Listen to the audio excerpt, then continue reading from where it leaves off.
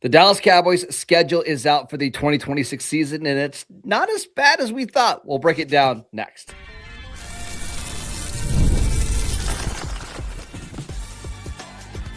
You are Locked On Cowboys, your daily Dallas Cowboys podcast.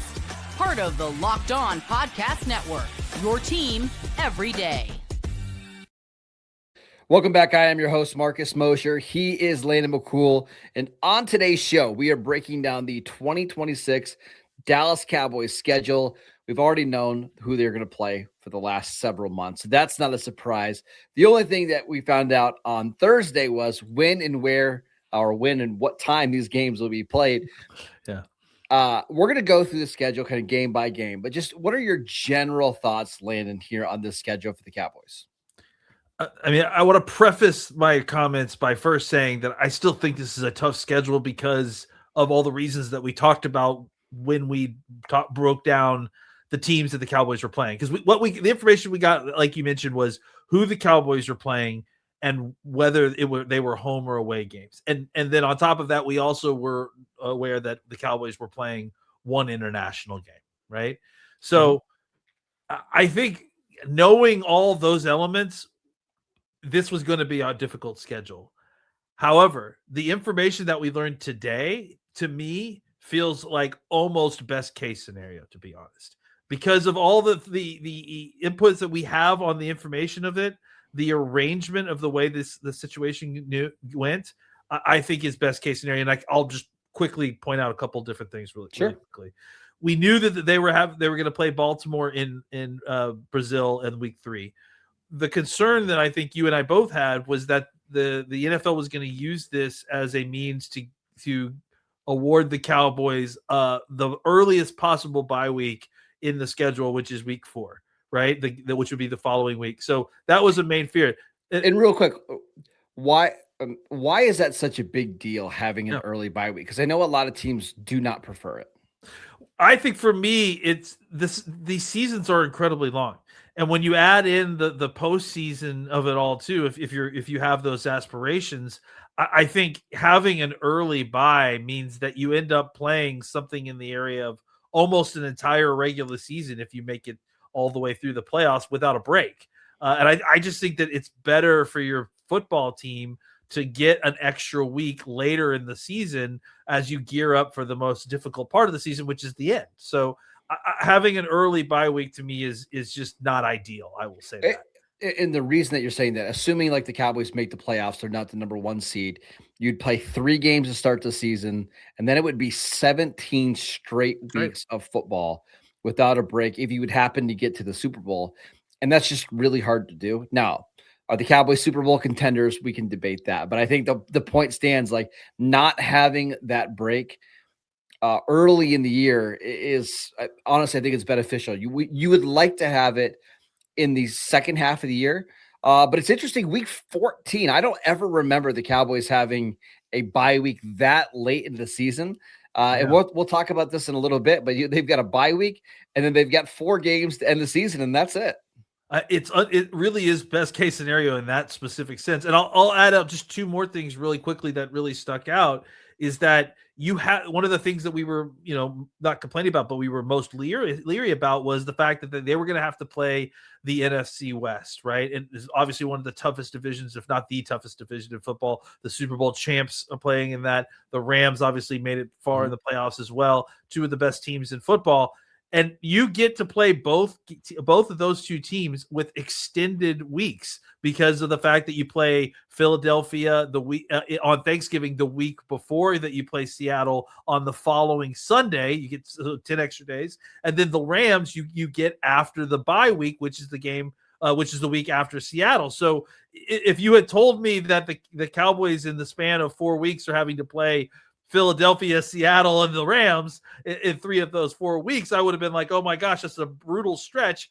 If you had told me that it was arranged this particular way, I would have felt a whole lot better about it. Yeah. A couple other things that we should point out. I always like to look at the potential bad weather games just because the Cowboys are not accustomed to playing it. Now, you and I have had the debate before, like we kind of wanted them to have more bad weather games so they could get used to playing in the elements and getting a little bit tougher. But I think you look at this schedule, there's really only 2 games where I think weather could be an issue, and that's the December 6th game against the Seahawks in Seattle. Now that's a 4:25 Eastern start. And then in week 18 against Washington, that one could be some bad weather. But honestly, that's about it. In terms of weather, it's about as easy as it's going to get. Yeah, honestly, I mean, you certainly have. I mean, you play in the NFC East, so you're playing teams that at the end of the year, especially that are going to have some potential bad weather if you go play them, depending on where it is. You're playing the Giants in week 1, so you don't have to worry about it. That's right, and the Philadelphia games are early enough that, I mean, you play a late November one, but it's not the same as playing them in early January or late December, where the weather really gets bad. So yeah, honestly, and again, you play Philadelphia at home in that game, so that doesn't. It's October 26th is when they play in Philadelphia. Oh, that's right. I'm sorry. I'm So I mean, even then, I mean, it could be cold, it could be rainy, but the odds of it snowing or anything like that are pretty low.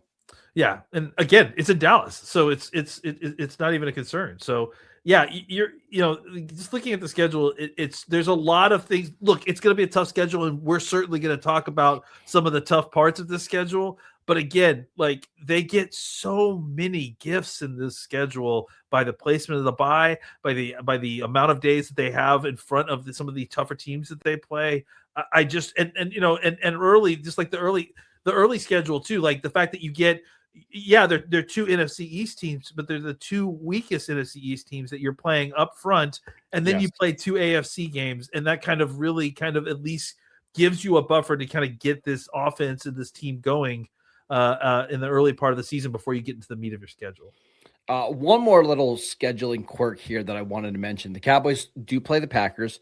It is a Sunday night football game in week 6. You knew the NFL was going to do everything possible to make sure it wasn't in the first 4 weeks of the season, because the expectation is that Micah Parsons, likely to go in the PUP list, will be ready by week 5 at the very latest, it seems like. However, it's not a November or December game in Lambeau. And the other part of it is there's a chance that Micah's not 100% healthy. I think that's very realistic. He will be, I think, 11 months removed from the torn ACL. It could have been worse, is all I'm saying. Yeah, absolutely. Yeah. I mean, the chances that he is completely healthy are extremely low. Yeah. Like, I mean, honestly, like, it takes, I mean, what is it, 18 months to truly heal? Really, to be back to yourself. Yes. Yeah. So I mean, look, you're still playing Micah Parsons, and I'm not to take away from that at all, but I do think that, he getting them early not only helps for the fact for travel and for also playing the game outside in Wisconsin, but it also helps, like you said, in kind of lining up the timelines for Parsons, but not only Parsons, but Tyler Kraft as well, because Tucker Kraft. I'm sorry, I have the Tylers in my mind from that from the Cowboys video. Yeah. So I think. That's the other. I mean, I think he should be back at that point. But again, getting them early in the season, I think it just gets them when they're maybe still working their way back to full health. So maybe that team is not quite at full strength the way it would be later in the season. 2 more notes I wanted to mention. Like, these are positives for the Cowboys. Giants, Commanders, as you mentioned at the top. You start out 2-0 in those games, and the Cowboys will be favored in both those games. I know on FanDuel right now they are 2.5-point road favorites against the Giants. If you can win both those games to start the season, you're just going to be sitting in a really good spot. And then at the end of the year, it's the exact same thing. It's Giants, Washington. So even if you happen to be, I'm trying to think, 8-7 going into the last 2 games, there's a way where you could win those final 2, get to 10-7, and have a bunch of tiebreakers go your way. That stretch is going to tell us a lot about the Cowboys, but also there's a stretch here: Cardinals, Colts, 49ers, Titans. Yes. I hesitate to always count the Cardinals as a win, because for my entire lifetime, the Cowboys have lost to the Cardinals, even when they've been the better team. But you would think that stretch, Cardinals, Colts, 49ers, Titans, you go 3-1 in that stretch, and you're going to be sitting really good kind of going into Thanksgiving weekend.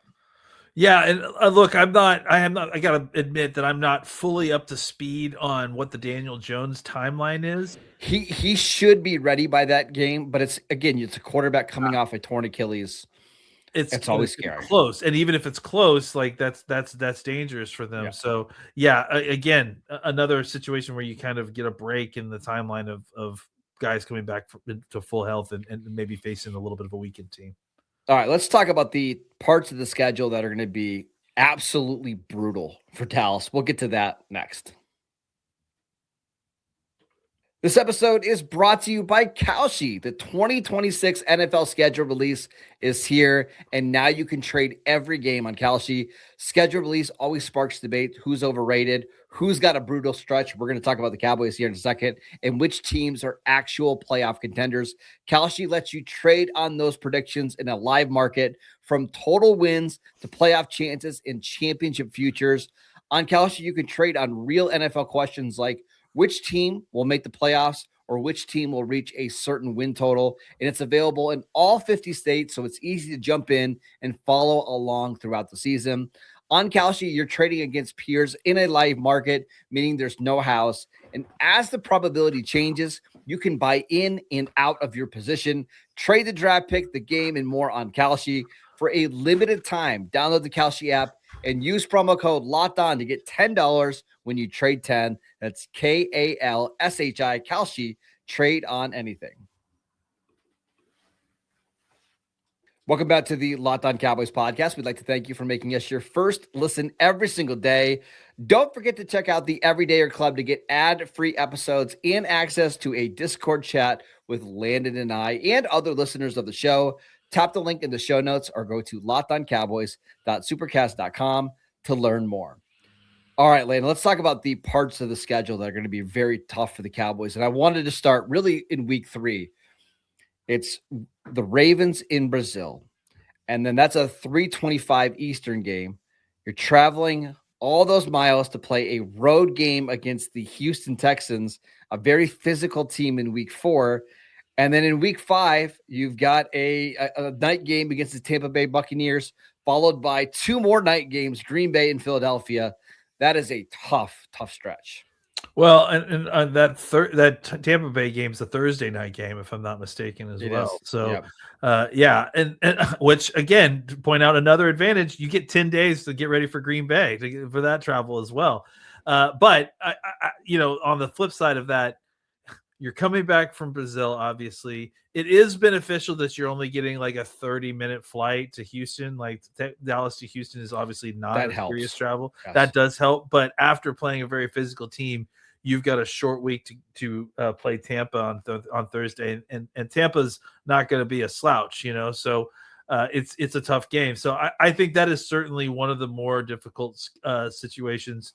I would say that, playing Green Bay and Philadelphia back to back is pretty tough as well. I mean, honestly, even though it's laid out really well in the time that you get between all of them, to go from playing Arizona, Indiana, San Francisco, who's tough, obviously. Indianapolis, Arizona, Indianapolis, San Francisco, who's tough, obviously. Tennessee. From that to Philadelphia, Seattle, and then the Rams, and frankly, in the Jacksonville after that, like that's a kind of going to be a real herky-jerky situation. You're going to obviously learn a lot about your football team during that stretch. There's just a couple of these stretches, and I'll go through them right now. Like Ravens, Texans, you need to split those, at least split those, right? If you can beat the Ravens and then you lose to the Texans, okay, you're okay. Theoretically, you should be 3-1 after those 4 games. And I feel the same way about Green Bay, Philadelphia. You split that one, given kind of the early part of the schedule and some of those scheduling quirks, you'll be okay. And then, and we talked about it, this week 8 through week 11 stretch is really where the Cowboys need to go on a run. And you mentioned it, Cardinals, Colts, 49ers, Titans. The only game they won't be favored in is the game against the 49ers. You go 3-1, stack up some wins. It puts you in a really good position going into that Thanksgiving game because, again, you met Eagles, Seahawks, Rams. Those are 3 of the best 5 teams in the NFC and you play them all right in a row. Now, there are some rest advantages for the Cowboys that some of these other teams won't get, but I think they need to be at least – I think they need to have at least 8 wins going into that Jacksonville game in Week 16.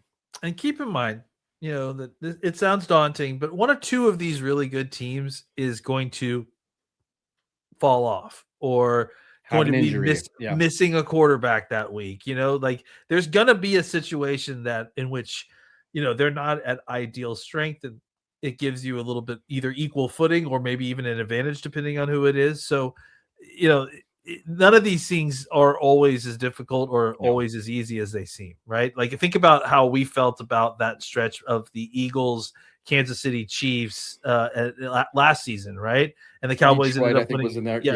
Yeah, like 3 of the 4 of those games, right? So I do think that a lot of these games we try to pontificate right now based on depth charts and who's on the team in May.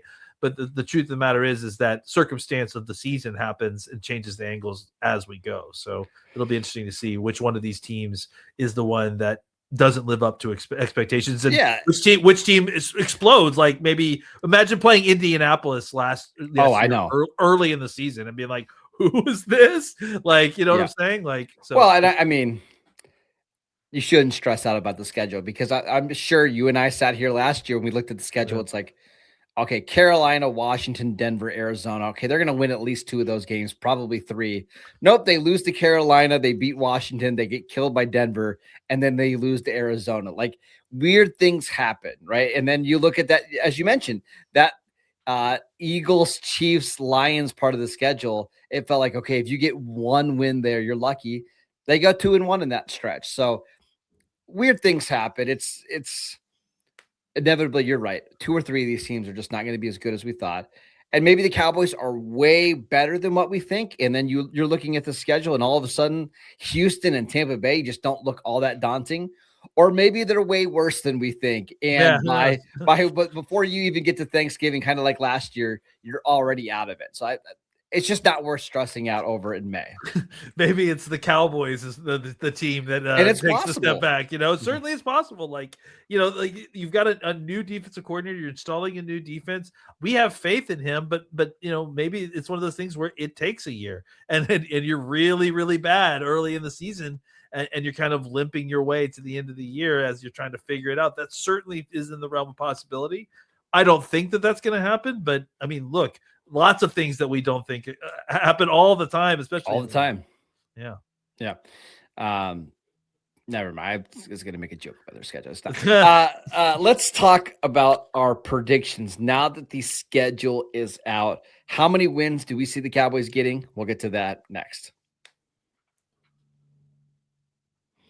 This episode is brought to you by FanDuel. The NBA playoffs are here and every possession matters. And if you're looking to get even closer to the action, FanDuel has a great offer to get you started. Right now, new customers can bet just $5 and get $150 in bonus bets if your first bet wins. That's right, turn $5 into $150 in bonus bets just for getting started. I like using FanDuel during the playoffs because they have everything I need to get into the action. The playoffs have been unbelievable, and now we're getting closer to the semifinals. It's going to be unbelievable. It's really easy to navigate the app, and it makes playoff basketball more engaging from start to finish. So head over to FanDuel.com to get started. FanDuel, play your game. This episode is brought to you by Rocket Money. Have you ever opened your bank account and thought, where did all my money go? You're not alone. Keeping track of your subscriptions, your spending, and bills can get overwhelming fast. And that's where Rocket Money comes in, helping you take control of your finances all in one place. It tracks all of your subscriptions in one spot and can help you cancel the ones that you don't need with just a few taps. It automatically categorizes your spending so you can actually see where your money is going, and you can set budgets, get alerts, and stay on top of your upcoming bills. It just makes everything feel more organized and gives you a clear picture of your finances day to day. Rocket Money is a personal finance app that helps you find and cancel unwanted subscriptions, monitors your spending, and helps you lower your bills so that you can actually grow your savings. Let Rocket Money help you reach your financial goals faster. Join at rocketmoney.com/locked-on. That's rocketmoney.com/locked-on. Welcome back to the Locked On Cowboys podcast. We'd like to thank you for making us your first listen every single day. All right, Landon, now that you've seen the schedule, I'm going to have you give us our way too early predictions. Now, FanDuel has the Cowboys win total set at 8.5. Are you going higher or lower than that? Wow, it's only 8.5, really? Only 8.5. I'm going higher than that. I mean, I counted like 10 wins. That's where I view it. I mean, again, these things don't mean anything right now. Like we don't have all the information, but I think if we're just talking about, playing at the location that we see, and then with the full health of team playing each other roster wise, I could see 10 wins here. Okay, so I need to amend something. When I checked it last week, it was 8.5. Since the schedule has been released, it's now at 9.5. Okay, I was going to say plus 115 to take the over. Under it has a little bit of juice at minus 135 at 9.5. So a lot of people are betting the under here in terms of the win total, but 9.5 is where it's set. Well, that is interesting data point, to be honest. So you said you checked it last week and it was last week. Yes. That's significant, right? Like, and honestly, the only thing that's changed in the last week, we haven't signed anybody. That's like the only thing that's changed is the schedule being released itself, right? Correct. So that means that we, at least Vegas, or some group FanDuel. Representing Vegas, FanDuel, thinks that the schedule and the way it was arranged is a game's worth of benefit potentially, right? I mean, that's one way to interpret it. Right? Yeah. Here's the other part of it that we should mention.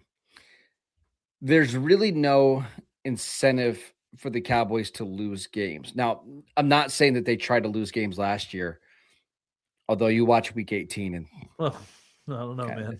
Well, yeah. The good thing is that ended up helping them get Caleb down. So that's why you do that at the end of the season. They don't own their pick. They don't have the rights to their pick. So there's really no benefit of them like going 6-10, or 6-11 or 7-10. Brian Schottenheimer is going to want to win these games every single week. That's obviously been the goal. So I think you look at those last two games of the season, and even if they're 8-7 and they're not, they're out of the playoff picture, I still think they're going to want to try to win just because that's the culture. So I can see it. I think 9.5 is a really good number. I have a hard time seeing them going way over that total, but I do think that's right in the range. And here's the thing I'm hoping for. I just want this team to be competitive coming out of that Seahawks game, because last year, honestly, Landon, they were kind of dead coming out of Halloween. Only after that Chiefs and Eagles game did they have a little bit of hope, and then it was completely gone after the Detroit game. Yeah, for sure. I just want them to be in the hunt when we get to the later part of the schedule. Yeah, I mean, it felt like that what happened at Thanksgiving was kind of like you thought was like the shot in the arm that you were hoping would lead you into the playoffs, and it was just like it was fun. It was still a really fun game. It was fun. It didn't set off a run like it happened in 2018. No, the Lions pretty much killed that momentum pretty quickly when we played them. Yeah. So I do agree. Like, I think that's, and again, I think when you look at the way that these games are laid out, like, it does help the Cowboys that they're going to play all these good teams with extra rest. But it's still a very difficult schedule. It's still very difficult teams that they're going to have to play. I think as I started counting through it, I mean, honestly, I had a hard time. I mean, maybe I'm crazy, but I really had a hard time getting under 9 wins. Like, let me throw a little bit of water on the fire. Yeah, let's do the cold water. Let's get it. You really can't afford to lose the first 2 games. And that's like, if you happen to slip up against the Giants in week 1, or if you, worst case scenario, you go 0-2 against the Commanders, it is just going to be such an uphill battle to get to like 10-5 the rest of the season, given their schedule. It's really important that this team starts off fast. And this has been an issue for the Cowboys in previous years. They've got to hit the ground running early in the season. If you've got to find, look, I mean, if you can't find a way to win one of those two of those games, I mean, one at least, right? You have to win at least one. But if you can't find a way to win both of them, honestly, you probably didn't have a chance here. I think that, look, that's not a slight against the Giants or Washington or anything, but the Giants especially, like, they've got a new head coach. Everything's brand new there. I understand that they're excited. They're a talented team, but like the Cowboys are this superior talented team in both of those matchups. Yes. And they need to, and with, there's a lot of chaos early in these September games. I understand that, but at the same time, talent usually wins out in those games, and it really needs to kind of find a way to win out in those two games, especially since they are conference games. I mean, division games. I'm curious to see how Brian Schottenheimer manages the team and the roster, considering that they have such a late bye. Does he try to ease some of these players early in the season, like Javonte Williams, so they don't put a million miles on him? Do they use more of a heavy rotation on defense? We'll see, but it's vital. If this team wants to have any chance of making the playoffs, it's vital that they win those first two games against the Giants and the Commanders. That is it for today's show. We'd like to thank you for making Locked On Cowboys your first listen every single day. Make sure you subscribe to the podcast, follow wherever you can, so you get all of the latest episodes. And if you never miss an episode, the Everydayer Club is built for you. Get Locked On Cowboys ad-free, plus members-only Discord access, and so much more. Head over to lockedoncowboys.supercast.com to join the club. And for those of you on video, we can send you the first ever 24/7 national NBA YouTube channel. And on audio, make your second listen the Locked On NFL Draft Podcast. Follow Landon on Twitter at McCoolBCB. I'm at Marcus _Mosher. Enjoy your weekend. We'll see you right back here on Monday.